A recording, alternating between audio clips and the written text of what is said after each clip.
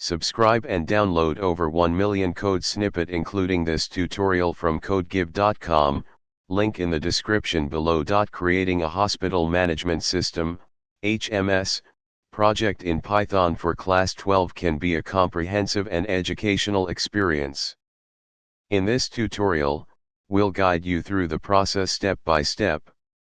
The HMS will include functionalities such as patient registration, doctor allocation, appointment scheduling, and basic reporting.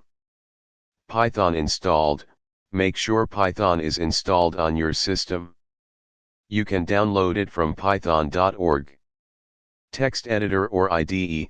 Use any text editor or integrated development environment, IDE, you're comfortable with.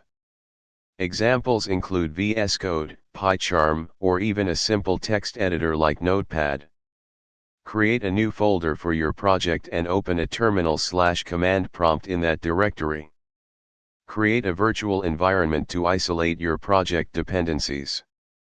Activate the virtual environment. Install the necessary library for data handling. Run the main.py file. This is a basic example of a hospital management system.